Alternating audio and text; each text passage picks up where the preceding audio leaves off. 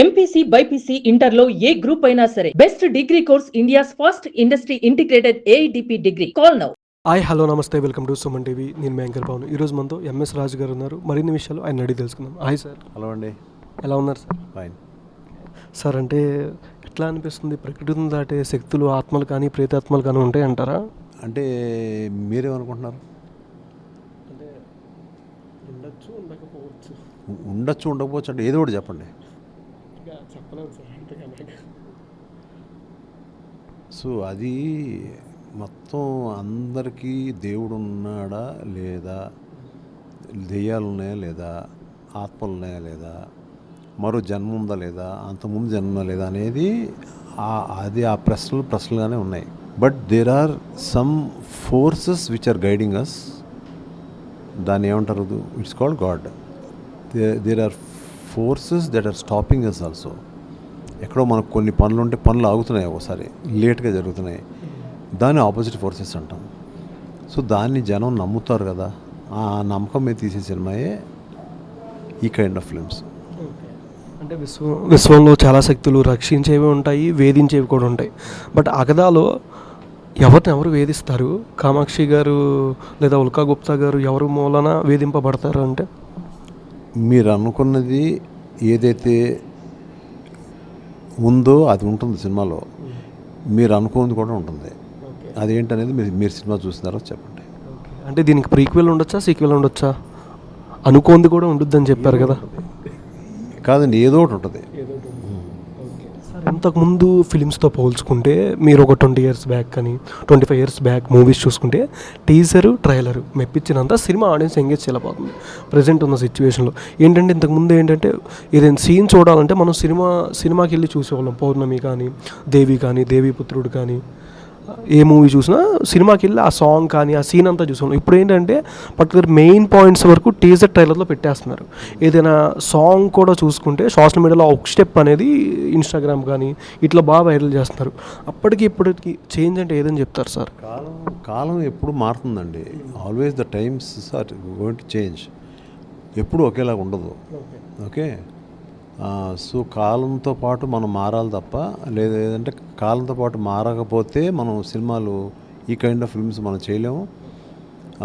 So we have to change our self. కాలం అయితే మారుతూనే ఉంటుంది. సార్, మీ యొక్క విజనరీ ఒక్కడు కానీ, పౌర్ణమి, వర్షం, ఇలా చాలా మూవీస్ ఉన్నాయి సార్. అంటే దట్టి హరి ఏంటంటే ఇంతకుముందు ఫిలిమ్స్తో మీకు ఆల్రెడీ ఒక ఐడియా ఉంది, కాలం చేంజ్ అంటున్నారు. ఓకే.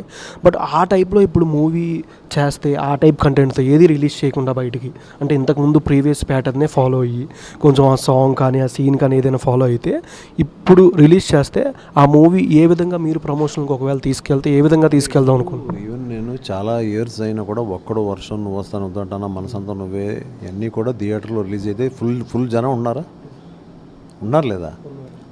అందువల్ల ఎప్పుడు కూడా ఇప్పుడు ఆ కైండ్ ఆఫ్ ఫిలిమ్స్లో కూడా మళ్ళీ తీసినా కూడా ఆడతాయి. నేను ఒక డర్టీ హరి కానీ ఈ కైండ్ ఆఫ్ ఫిల్మ్ కానీ తీయడానికి కారణాలు ఉన్నాయి.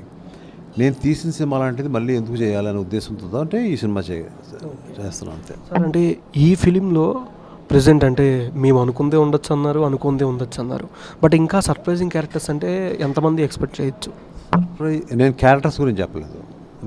యాక్టర్స్ నేను చెప్పేది స్టోరీ ఎలిమెంట్స్ గురించి చెప్పాను. అది ఇప్పుడు దాకా వచ్చిన సినిమాలతో పోల్చుకుంటే ఈ సినిమాలో ఎంతవరకు డిఫరెంట్గా ఉంటుంది అంటారు? అంటే ఆడియన్స్ ఎక్స్పెక్ట్ చేసే అవకాశం ఉంటుంది అంటారు. అదే నేను ఎంత చెప్పినా మీకు డెఫినెట్గా అర్థం కాదు. ఇలా ఇంత కొత్తగా ఉంటుందండి అనేది మీకు ఎంత చెప్పినా అర్థం కాదు. మీరు అది ఎక్స్పీరియన్స్ చేస్తేనే మీకు ఇందులో ఉన్న కొత్తదనమా, లేదంటే కొన్ని మనం ఎక్కువ కొత్తదనంగా వెళ్ళినా కూడా ఇబ్బంది అవుతుంది. సో కొన్ని, అందుకే ఇందాక చెప్పింది ఏంటంటే ఆడియన్స్ ఎక్స్పెక్ట్ చేసినవి ఉంటాయి, అన్ఎక్స్పెక్టెడ్ కూడా ఉంటాయి కొన్ని. సార్, ఇంతకుముందు మీరు చాలా సినిమాలకి రైటర్గా అంటే స్టోరీ మీదే, నువ్వు వస్తానండి నేను వద్దంటే కానీ, పౌర్ణమి కానీ డైరెక్టర్ వేరే పర్సన్, చాలా సినిమాలకి స్క్రీన్ ప్లే మీరే, ఆట మూవీ కానీ స్టోరీ కూడా వన్ ఆఫ్ ది మీరే, అండ్ వానా వన్ ఆఫ్ ది డైరెక్టర్ కూడా మీరే.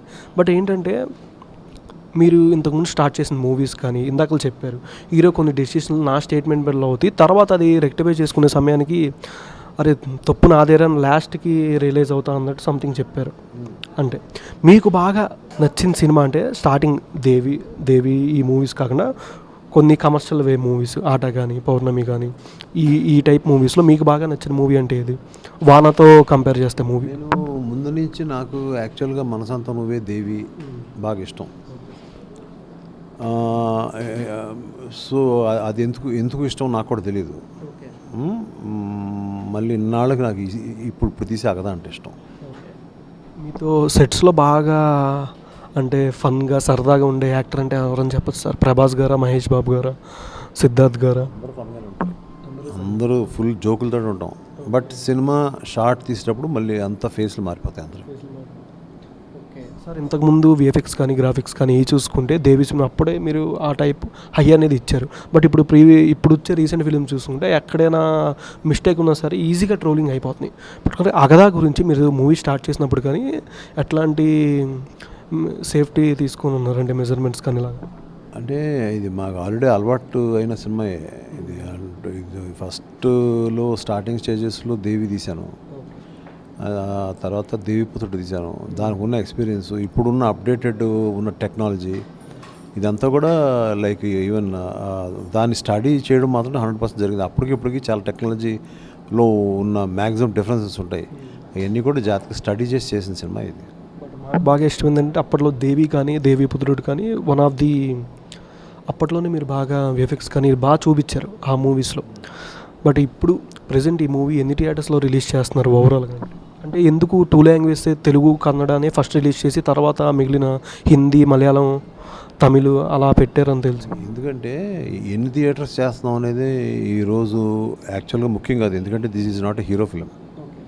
పెద్ద హీరో ఫిలింకి మీరు ఎన్ని థియేటర్లు అనేది మనం ఏదైనా చెప్పినా కూడా ఓకే.